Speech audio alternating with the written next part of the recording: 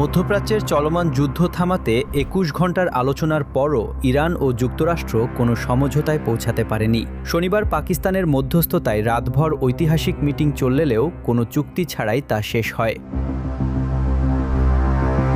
বৈঠক শেষে আজ জেডি ভ্যান্স সাংবাদিকদের বলেন, এখনও কোনো সমঝোতায় পৌঁছানো সম্ভব হয়নি। তিনি বলেন, আমরা এখানে একটি খুবই সহজ প্রস্তাব রেখে যাচ্ছি। এটি আমাদের চূড়ান্ত ও সর্বোত্তম প্রস্তাব। এখন দেখা যাক ইরান তা গ্রহণ করে কিনা। এদিকে ইরানের রাষ্ট্রীয় সম্প্রচার মাধ্যম IRIB বলেছে, যুক্তরাষ্ট্রের অযৌক্তিক দাবির কারণে ইসলামাবাদে আলোচনা ভেস্তে গেছে। ঐতিহাসিক এই আলোচনায় পাকিস্তানের সশরীরে উপস্থিত না থাকলেও ইরান এবং আমেরিকার সর্বোচ্চ দুই নেতা ফোনে এবং ভার্চুয়ালি আলোচনায় অংশ নিয়েছেন।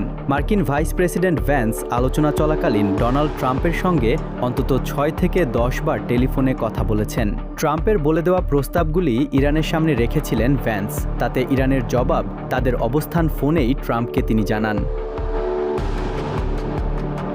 সংবাদ মাধ্যম আল জাজিরার কূটনৈতিক সম্পাদক লিখেন, আগামী কয়েক ঘন্টায় কী ঘটবে এটাই এখন বড় প্রশ্ন। আমরা এখনও সেই একজন মানুষের কাছ থেকে কিছু শুনিনি যার বক্তব্য সবচেয়ে গুরুত্বপূর্ণ। মার্কিন প্রেসিডেন্ট এখনও কিছু বলেননি, আর এই নীরবতাই বধির করে দেওয়ার মতো। কারণ কয়েকদিন আগেই তিনি এমন কঠোর মন্তব্য করেছিলেন, যেখানে তিনি টুইটে বলেছিলেন, একটি পুরো সভ্যতা আজ রাতেই ধ্বংস হয়ে যেতে পারে, যার কখনো ফিরে আসবে না। এটাই কূটনীতির বিপরীত দিক, যুদ্ধের সম্ভাবনায় ফিরে যাওয়া।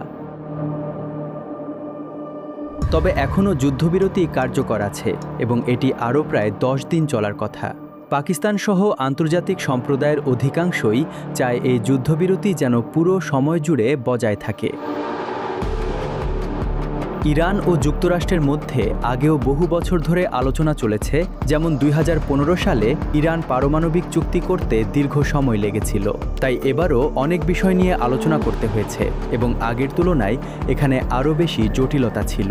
কারণ যুদ্ধের ফলে নতুন কিছু ইস্যু তৈরি হয়েছে, বিশেষ করে হরমুজ প্রণালী নিয়ে গুরুত্বপূর্ণ প্রশ্ন।